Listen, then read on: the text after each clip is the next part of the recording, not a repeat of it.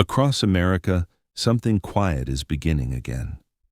In 125 small counties, people are coming back together, neighbors, citizens, different generations, not protest, not politics, just taking responsibility, not just in one place, but many. Organized, lawful, deliberate. Project America 125, local engagement, Tactical Civics members living a new way of life with national impact. As the world churns around us and financial collapse looms, Americans are sick and tired of daily politics and mutual destruction. Ever since the Y2K scam 27 years ago, fear and hopelessness grows, and America doesn't feel real anymore. The reality is that a demonic system is collapsing. It includes countless illegal three-letter agencies terrorizing and gaslighting Americans, making you think you're going crazy. Well, you're not. Young Americans keep doom-scrolling online, not knowing where to look for a solution. They just want normal life, hope for the future. They don't know how they can help end the nightmare. Most Americans also don't know basic civics, that by God's grace, our Constitution is unique in history, that in it, we the people authorize ourselves as the collective sovereign over government. It's impossible to overstate the value of what the Founding Fathers crafted 239 years ago in Philadelphia. The U.S. Constitution can never be replicated. Yet, we the people, who authorize only ourselves to enforce it, never have. We've been trained to just watch politicians and bureaucrats run our lives. Today's amazing tech, together with our Constitution, make this the best time in American history, but only if we all do our part. Tactical Civics is of, by, and for the people. No big donors or corporate sponsors, just a coast-to-coast member organization in all 50 states. Over 18 years in R&D, it's the only full-spectrum, lawful, peaceful, long-term, Christ-honoring solution to political mayhem, crime, and gaslighting. Our books, videos, and daily Zoom classes offer what schools don't: real popular constitutionalism at last. As President John Adams explained to officers of the Massachusetts militia, our Constitution was made only for Christians and is wholly inadequate for any other kind of people. But Christianity is more than just prayer. To restore our unique civilization and rule of law, we need to repent. And repentance is an action word. It demands duty. If you've had enough of the nightmare and are ready to do your part as we the people responsibly do our duty, join thousands of other Tactical Civics members who refuse to keep watching America's destruction. By the grace of God, restoring the people's two institutions, beginning with Project America 125 in small conservative counties coast to coast, is only one initial aspect of the beginning of the best period in American history. Our final two brief videos in this series will explain how we take American life back and, using our forefathers' ancient tools, grand jury and true militia, stop lawless public servants as we did for 300 years.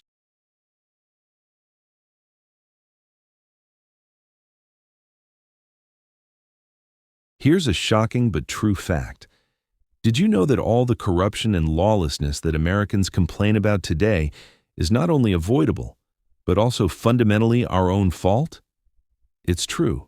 Not only can we the people arrest everything we complain about every day, but we've had the two-part antidote for over 1,000 years, and Americans are the only population on Earth who enjoy this antidote. We can thank a man that you've probably never heard of, King Ethelred of England. In his official doom of 997 A.D., Ethelred created the very first grand jury. He decreed, "There shall be an assembly in every 100, and in that assembly shall go forth the 12 eldest knights, and the shire reeve along with them, and let them swear that they will never knowingly accuse an innocent man, nor conceal a guilty man." Ethelred also created the second half of the people's antidote when he called for the first true militia in 1014 AD, but we'll cover that in the next video.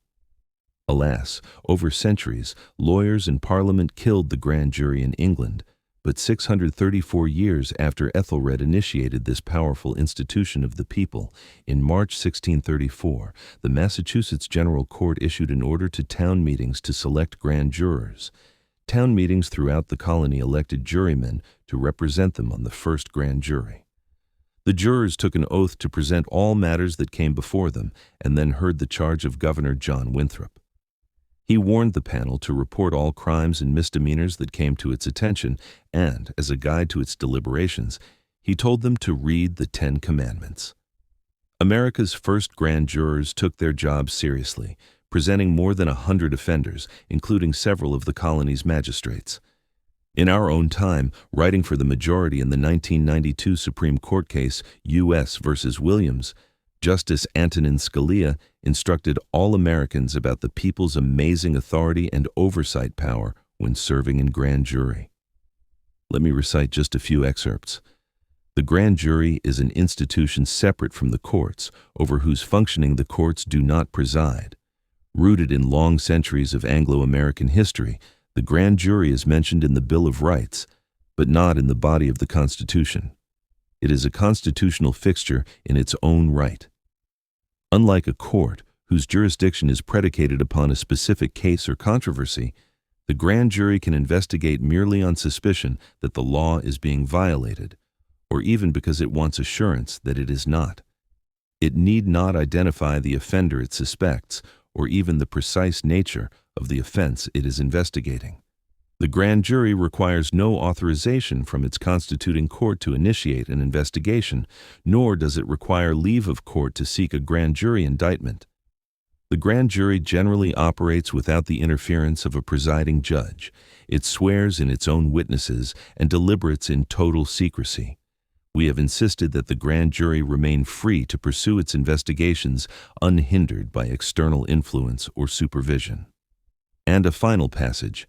Scalia wrote, "Given the grand jury's operational separateness from its constituting court, it should come as no surprise that we have been reluctant to invoke the judicial supervisory power. The whole history of the grand jury institution, in which laymen conduct their inquiries unfettered by technical rules. It's a crime that schools and colleges don't teach about the American people's most powerful oversight authority. But now you know the first half of the American people's antidote to corruption at every level, from school districts to Washington, D.C. Tactical Civics is now republishing the only full history of the American grand jury and the only brief step-by-step guide for grand jury members. Tactical Civics' first coast-to-coast action is Project America 125, where our members educate, inform, and direct our county governments first, in 125 small, conservative counties, to pass our county ordinances on grand jury and militia by adding a web page to the county website for each of the people's institutions. Then, we the people can return to our duty, overseeing public servants that we demand of ourselves in the Constitution. After all, the mission of Tactical Civics is to glorify Jesus Christ and maintain our civilization by living like responsible adults, enforcing what we stipulate in the Constitution. Stay tuned for the final video in this series on Project America 125, explaining true militia, the second half of the people's ancient antidote to predators, parasites, and all their distractions that have kept us clueless and enslaved for generations.